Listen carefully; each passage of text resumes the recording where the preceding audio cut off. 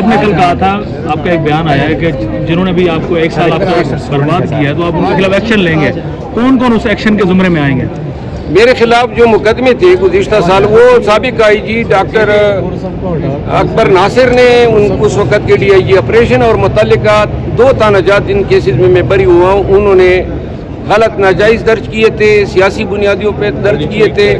Case ثابت نہیں کر سکے, عدالت نے کیس کو لغو اور بے بنیاد قرار دیا ہے. جو 1 سال میں نے مقدمہ بھگتا ہے, ضمانتیں کرائی ہیں. قانون پاکستان کا خصوصاً ملیشیس پراسیکیوشن کا قانون جو ہے مجھے حق دیتا ہے کہ میں اپنے ضائع شدہ ایک دن کا حساب لوں. جو میری ریپوٹیشن کو نقصان پہنچایا, FIR میں لکھا جی ہم دہشت گردی کر رہے ہیں اور ہم نے جناب علی امن امان میں خلل ڈالا, ہم نے قتل کرنے کی دھمکیاں دی. لہذا وہ لوگ جدھر بھی ہیں یہ پولیس والے اب یہ کیس یہاں بھگتنے کے لیے آیا کریں گے. اور انشاءاللہ میں ہر ایک پی ٹی آئی کے ورکر کو کہنا چاہتا ہوں, جتنے کیسز میں اب بری ہوتے جاتے ہیں, جنہوں نے اپنے پرچے کیے ہیں ملیشیس پراسیکیوشن کے تحت, ان پہ کرمنل استغاثے اور ڈیمیجز اور کمپنسیشن کے دعوے ضرور کریں تاکہ یہ آئندہ کے لیے روک تھام ہو ان کی. جو لوگ آنکھیں نہیں دکھاتے ہیں یہ ان پہ مزید کیس جو ہیں چلاتے ہیں, اور کیا ہوگا, انہوں نے یہی برا تو کر سکتے ہیں. ابھی انہوں نے دہشت گردی کا پرچہ جو مجھ پہ اور میرے دیگر کولیگز میں نے اس پہ تھوپا ہے, تو اب یہ ہیں کہ بس انہوں نے پرچہ دے دیا, ہم نے جیل گزار لی, بات ختم. 8 دن گزارے ہیں, 1 گھنٹے کا حساب ہوگا. یا تو یہ کیس ثابت کریں گے کہ ہم نے دہشت گردی کی ہے, SHO کے یا تانے دار کے کمپٹی پہ میں نے پستول رکھ دیا, تو بھائی پورے نظام کو ماموں بنا رہے ہو تم لوگ. تمہارے پاس FIR لکھنے کا اختیار ہے, اس کا یہ مطلب ہے کہ جو آپ کی مرضی ہو. FIR آپ کا نہیں ہے, پبلک دستاویز ہے. اور بہت سارے FIR ماضی میں انہی پولیس والوں کے خلاف ہوئے ہیں, پولیس والے جیلوں میں رہے ہیں, SP DIG حتیٰ کہ IG جیلوں میں رہے ہیں. صرف قانون, اور یہ ہر وقت قاضی فائز عیسیٰ کا دور تو نہیں ہوگا. عدلیہ جو ہے اپنے پاؤں پہ کڑی بھی ہوگی. جس دن عدلیہ اپنے پاؤں پہ کڑی ہو گئی تو یہ لوگ اپنی خیر منائیں. جو پہلے بک گئے تو بعد میں نہ بکنے کے حوالے سے کون یقین دہانی آپ کو دلا سکتا ہے؟ پیسہ بھی ہو, اربوں میں ہو, زور زبردستی بھی ہو, اور یہ نظام بھی ہو. لیکن میرا خیال یہ ہے کہ ابھی جو چیلنج ہوگا 26ویں آئینی ترمیم, سپریم کورٹ کا ابھی فل کورٹ ریفرنس ہوگا, آئینی بینچز جو ہیں بنیں گے, ان کو ہم دیکھ رہے ہیں. اور شاید جو ابتدائی سفر شروع ہوا ہے وہ تو بڑا خوش آئند دکھائی دے رہا ہے. اللہ کرے پاکستان کے لیے, عدلیہ کے لیے, بنیادی انسانی حقوق اور ہمارے دستور کے لیے اس میں خیر پنہا ہو. اچھا یہ بتائیے گا, PTI قومی اسمبلی کی جوڈیشل جو کمیٹی ہے اس میں بیٹھنے جا رہی ہے؟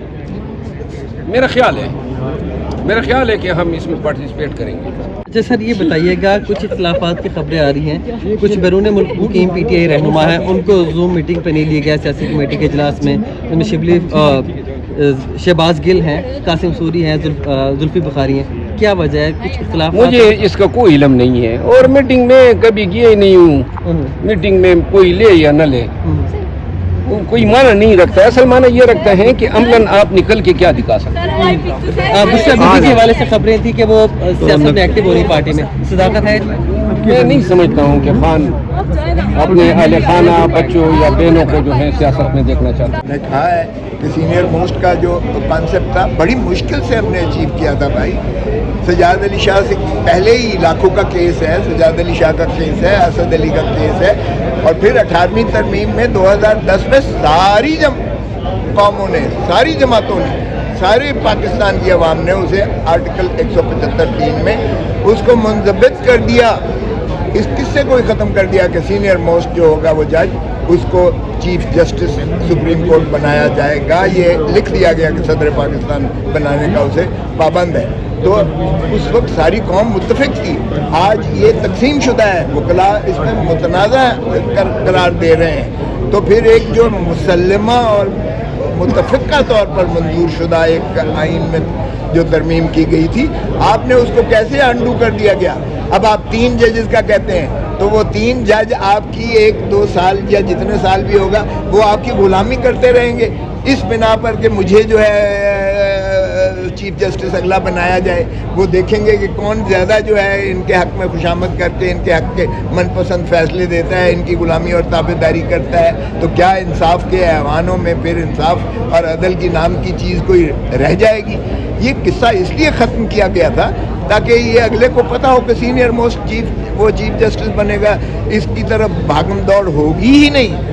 آپ نے تو ایک دروازہ کھول دیا، راستہ کھول دیا، اور قاضی فائز عیسیٰ صاحب نے جو 63A کا فیصلہ دیا اس میں انہوں نے منڈی لگا دی، اربوں روپیہ ہمارے MNAs اور سینیٹرز کو جو ہے یہ برائب کرنے کی کوشش کی گئی اور کیا گیا، اور ان کو ساتھ جو باقی چیزیں کی ہوئی ہیں وہ بھی منظر عام پر آپ کے سامنے آ جائے۔ برادری کا اور سول سوسائٹیز کا اگر پریشر بڑھتا ہے تو آپ سمجھتے ہیں کہ آئینی ترمیم ریورس ہو سکتی ہے؟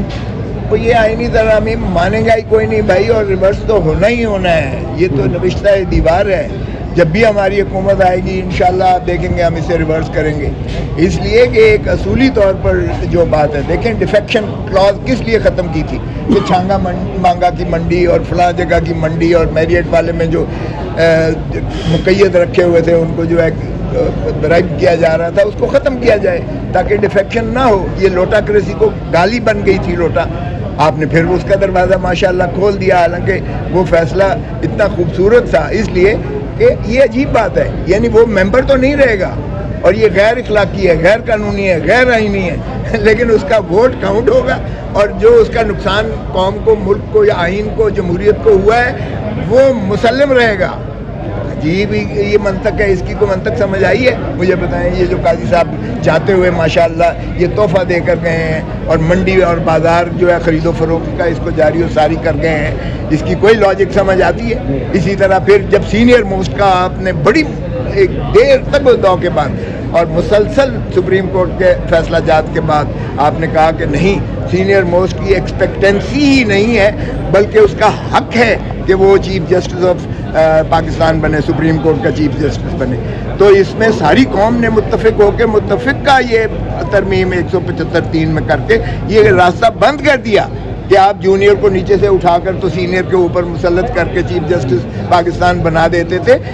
یہ سجاد علی شاہ سے شروع ہوا، سعد سعود جان جو سینئر موسٹ تھے ان کو نہ بنایا گیا، حالانکہ کوئی موازنہ قابلیت اہلیت کا نہیں تھا، وہ صرف یہ تھا کہ وہ اپلائیبل تھا چونکہ من پسند فیصلے ان سے لے سکتے تھے، جبکہ سعد سعود جان جو ہے وہ ایک غیرت مند اور پروفیشنل اور بڑا مدبر اور وہ جج ایسا تھا کہ وہ ان اپروچیبل تھا، اس کو آپ نے جو ہے وہ سپرسیڈ کر دیا۔